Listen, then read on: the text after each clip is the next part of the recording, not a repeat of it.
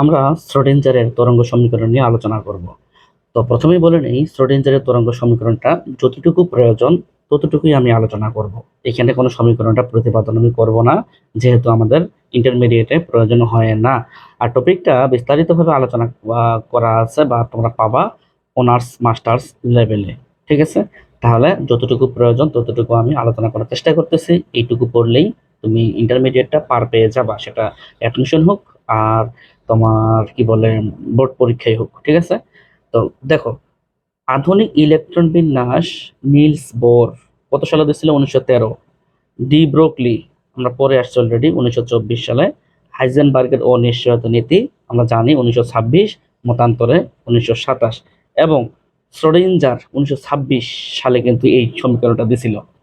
ইত্যাদি বিজ্ঞানীর হাত ধরে ধারাবাহিকভাবে উন্নতি লাভ করে। তাহলে ইলেকট্রন বিন্যাসটা হুটহাট করে জাদুর মতো হয়নি, অনেক মানুষের এখানে অবদান আছে। নিলস বোরের অবদান আছে, ডি ব্রোকলির অবদান আছে, হাইজেনবার্গের অবদান আছে, ফাইনালি শেষের দিকে শ্রোডিঞ্জারের অবদান আছে।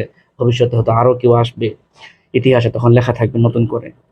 যা হোক, তবে শ্রোডিঞ্জারের ত্রিমাত্রিক তরঙ্গ সমীকরণ এর মাধ্যমে আধুনিক ইলেকট্রন বিন্যাস তাত্ত্বিকভাবে পরিপূর্ণতা পায়। তাহলে এমসিকিউ আসতে পারে, কার মাধ্যমে তাত্ত্বিকভাবে আধুনিক ইলেকট্রন বিন্যাস পরিপূর্ণতা পায়? তাহলে অ্যান্সার হবে শ্রোডিঞ্জারের ত্রিমাত্রিক তরঙ্গ সমীকরণ এর মাধ্যমে আধুনিক ইলেকট্রন বিন্যাস তাত্ত্বিকভাবে পরিপূর্ণতা পায়। তারপরে দেখো, এটি মৌলের পারমাণবিক বর্ণালী দ্বারা প্রমাণিত হয়। তাহলে এইটুকু আমরা এই থিওরিটা পড়ব। আমরা নিলস বোরের মডেল পড়ে আসছি অলরেডি। নিলস বোরের মডেল তো 1911 সালে যখন রাদারফোর্ডের মডেলটা দেওয়া হয়, তার মধ্যে কিছু ভুল ভ্রান্তি ছিল, ঝামেলা ছিল, সীমাবদ্ধতা ছিল, সেগুলাকে সংশোধন করছিল নিলস বোর। তারপরেও নিলস বোরের মধ্যেও কিছু ঝামেলা ছিল, সেই ঝামেলাগুলো কি আমরা একটু দেখি।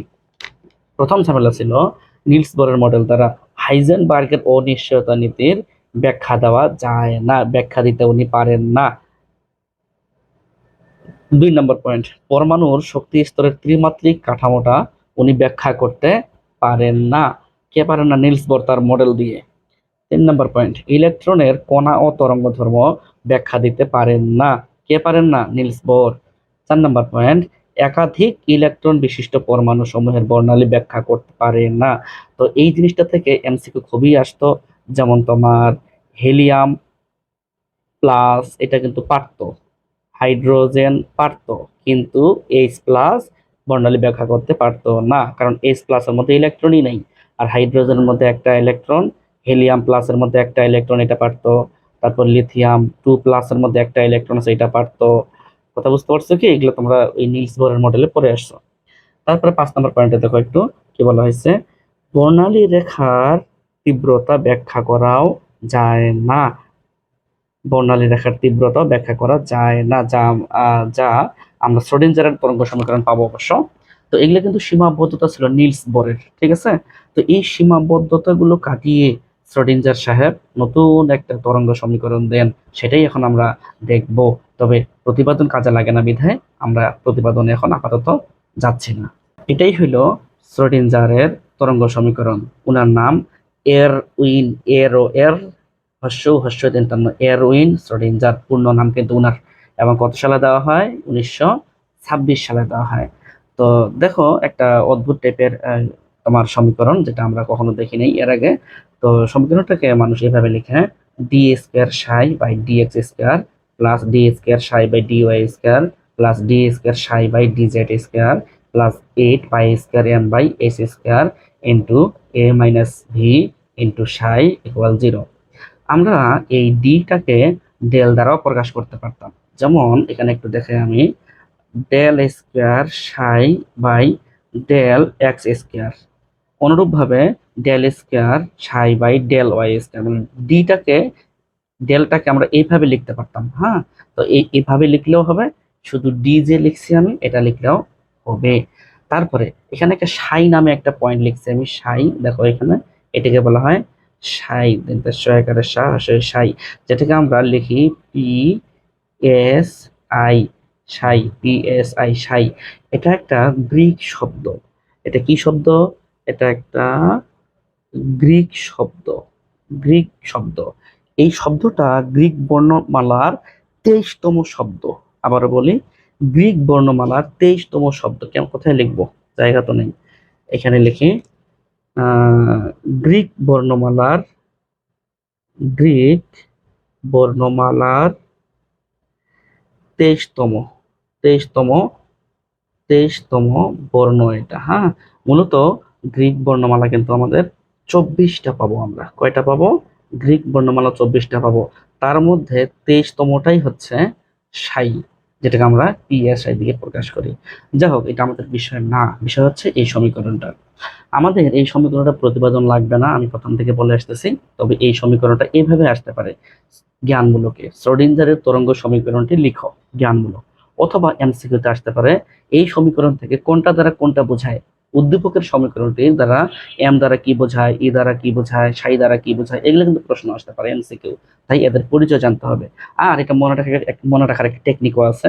সবাই একটু চেক করো, চিন্তা করো। ডি বা del square psi, del square psi, del square psi, দেখো তিনজনের জন্যই সমান। এখানে খালি ডি ডেল এক্স স্কয়ার বা d x square, d y square, d z square serially যাবা। অর্থাৎ এই তিনটা জিনিস তোমার কিন্তু এমনিতেই মনে থাকবে একটু ঠান্ডা মাথা গবেষণা করলে। পাশাপাশি 8 pi square m by h square E minus v into psi দিয়ে কাজটা করতে পারবা। এখন দেখো এদের পরিচয় কি। এদের পরিচয় হচ্ছে, দেখো, সাই দ্বারা আমরা বোঝাচ্ছি তরঙ্গ ফাংশন বা বিস্তৃতি। এম দ্বারা বোঝাচ্ছি ইলেকট্রনের ভর। এইচ দ্বারা প্লাঙ্কের ধ্রুবক, যার মান আমরা জানি 6.626 ইন্টু 10 ইনভার্স 27, অথবা এসআই হলে 10 ইনভার্স 34। ই এর মান ইলেকট্রনের মোট শক্তি।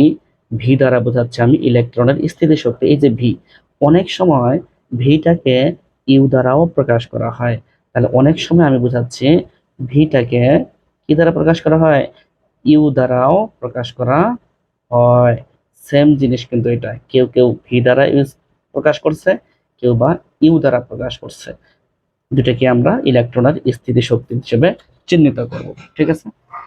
তো এইখানে আরেকটা কথা বলি, ভিটাকে যে আমি বললাম ইলেকট্রনের স্থিতি শক্তি কোথায়, ত্রিমাত্রিক যে বিন্দু আছে এক্স ওয়াই জেড, এই এক্স ওয়াই জেড বিন্দুতে ইলেকট্রনের স্থিতি শক্তিটাকে আমি ভি বা ইউ বুঝাচ্ছি। এখানে একটা কথা বলা ভালো, সেটা হচ্ছে প্লাস জেড ই, চার্জ বিশিষ্ট কোন নিউক্লিয়াস, জেড মানে তো পারমাণবিক সংখ্যা, ইলেকট্রন তো চার্জ, কারণ নিউক্লিয়াসের চার্জটাকে আমি কি ধরতেছি, প্লাস জেড ই। তাহলে নিউক্লিয়াসের charge plus Z E, charge বিশিষ্ট কোন নিউক্লিয়াস হতে আর দূরত্বে অবস্থিত একটি ইলেকট্রনের স্থিতি শক্তি V equal minus J T square by R. এইখানে স্থিতি শক্তি V equal minus J T square by R, আমি কিন্তু এনতম কক্ষপথের শক্তি নির্ণয়ের সমীকরণ যে টপিকটা আলোচনা করছে সেখানে কিন্তু আমি বলছিলাম যে এটা হচ্ছে স্থিতি শক্তি minus J T square by R. আমি যদি হাইড্রোজেনের জন্য চিন্তা করি, তাহলে হাইড্রোজেনের জন্য জেটের মান 1, হাইড্রোজেনের জন্য জেটের মান কত, 1। তাহলে কিন্তু এখানে ভি রেজাল্টটা দাঁড়ালো আমার minus A square by R. তাহলে সমীকরণটা কি দাঁড়াবে, সমীকরণটা দাঁড়াবে D square psi by D x square plus D square psi by D Y square, তারপরে এখানে D square psi by D Z square. এইটুকু তো সবাই পারবে। তারপরে বাকিটুকু লিখতে হবে 8 pi square M, 8 pi square M H square এবং E plus E square by R into psi, psi equal 0। কি করলাম, ঠান্ডা মাথায় গবেষণা করো। আমাদের এই যে V equal minus E square by R কার জন্য, হাইড্রোজেনের জন্য, কারণ হাইড্রোজেনের পারমাণবিক সংখ্যা 1। তাহলে আমরা এই 1 এর জন্য জেড, মানে 1টা কার, জেটের মান 1, তাহলে জেড তো পারমাণবিক সংখ্যা দ্বারা প্রকাশ করে, মানে পারমাণবিক সংখ্যাকে জেড দ্বারা প্রকাশ করে। এই ক্ষেত্রে জেটের মানটা যদি আমি 1 বসাই তাহলে কিন্তু আমার মাইনাস ই স্কোয়ার বাই আর হয়। তো এই ভি এর মানটা যদি এইখানে বসাই, আমি এইখানে বসাই minus E square by R, তাহলে মাইনাস মিলতে প্লাস হয়ে যাবে না। তাহলে ই মাইনাস মাইনাস আবারও মাইনাস, এখানে তখন প্লাস মাইনাস মাইনাসে প্লাস হয়ে যাবে এবং ই স্কোয়ার বাই আর হবে, যেটা আমি এখানে দেখাইছি। এখন উনারা তো বলতে পারে যে তরঙ্গ হাইড্রোজেনের জন্য শ্রোডিঞ্জারের তরঙ্গ সমীকরণটি কোনটা হইতে পারে, তাহলে আমাকে এটা রাইট ধরতে হবে, তাই না? তো বলা যায় না, আসলে আসতে পারে, তবে আসে নাই, আসতে পারে। ঠিক আছে, তো এটা কিন্তু আমরা এভাবে মনে রাখার চেষ্টা করব। আমরা এখন ল্যাপ্লাসিয়ান অপারেটর জানবো। ল্যাপ্লাসিয়ান অপারেটর তোমাদের সিলেবাসে নাই, জানার দরকার নেই, জাস্ট হালকা করে ধারণা দিচ্ছি আমি ল্যাপ্লাসিয়ান অপারেটর কি। এখানে তোমার যে বিষয়টা সেটা হচ্ছে কোন ফাংশনের মধ্যে চলকগুলির ব্যবকলন সহগের বর্গের সমষ্টি কি ল্যাপ্লাসিয়ান অপারেটর বলে। বর্গের সমষ্টি কি, কি বললাম? কোন ফাংশনের চলকগুলির ব্যবকলন সহগের বর্গের সমষ্টি হচ্ছে ল্যাপ্লাসিয়ান অপারেটর, যেটা আমরা এই চিহ্ন দ্বারা প্রকাশ করি, এই চিহ্নটা। তো এখানে আমরা সাধারণত ডেল কিভাবে লিখি, এভাবে লিখি না, ডেলটাকে উল্টাও, ডেলটাকে উল্টালে তো এরকম হয়, উল্টা ডেল তাহলে হচ্ছে, তাহলে আমাদের আহ, এই যে del square d x square del x x square del square by d del y square plus del square বা d square by del z square, এই যে সমষ্টি, এটাই কিন্তু বলা হয়েছে। তাহলে কি বলা হয়েছে? কোন ফাংশনের চলকগুলির ব্যবকলন সহগের বর্গের সমষ্টিকে ল্যাপ্লাসিয়ান অপারেটর বলে। এটাকে এই চিহ্ন দ্বারা প্রকাশ করা হয়, এটা হচ্ছে উল্টা ডেল ডেল ডেল স্কয়ার। তাহলে এই ডেল স্কয়ারটাকে যদি এখানে বসাই তাহলে কি হবে, একটু গবেষণা করি। আমরা তো জানি এটা হচ্ছে শ্রোডিঞ্জারের তরঙ্গ সমীকরণ। তাহলে তুমি এখানে ডেলটাকে যদি এই সাইটাকে যদি কমন নাও, সাইটাকে যদি এই তিনটার জন্য কমন নাও, তাহলে কি হবে? সাই ইন্টু এটা হবে। কিন্তু সাইটাকে কমন নাও, কিন্তু আবার বলতেছে সাইটাকে যদি কমন নাও তাহলে কিন্তু এটা পাবা তুমি। তাহলে এটা মানে তো তোমার উল্টা ডেল স্কয়ার, তারপরে সাই তো কমন নেওয়াই আছে, তাই আমরা লিখছি এই যে ল্যাপ্লাসিয়ান অপারেটর স্কয়ার, মানে অপারেটর স্কয়ার সাই প্লাস এই যে যা ছিল এই জিনিসটা, এটা আমি কপি করে বসাই দিছি। তাহলে ল্যাপ্লাসিয়ান অপারেটর ইউজ করে কিন্তু এটা পাই। তাহলে বলা তো যায় না, এটাও তো এমসিকিউ আসতে পারে যে ল্যাপ্লাসিয়ান অপারেটর ইউজ করে তো এই তোমার শ্রোডিঞ্জারের তরঙ্গ সমীকরণ নিচের কোনটি, তখন কি হবে? তাই আমরা মনে রাখবো, তবে পরীক্ষা কিন্তু আসে না, এটা মাথায় রাখতে হবে। তারপরে আমরা এদের একটু পরিচয় জানার চেষ্টা করি। এদের পরিচয় কি? দেখো, আমাদের যে তোমার এইখানে দেখো, দেখা যাচ্ছে মনে হয় এই যে ই এর যে একটা মান পাবো আমরা ভবিষ্যতে, সেই মানটাকে অনেক সময় কেউ এটাকে আইজেন বলে, কেউ বা আইগেন মান বলে। তাহলে এর মানটাকে আমরা কি বলতেছি? আইজেন বা আইগেন মান। তারপরে তারপরে এই যে সাই, এই সাইটাকে বলা হয় আইজেন বা আইগেন ফাংশন। অর্থাৎ আমি যেটা বোঝাতে যাচ্ছি, ই এর যে একটা ভ্যালু পাবো সেই ভ্যালুটাকে কেউ বলে আইজেন, কেউ বলে আইগেন মান।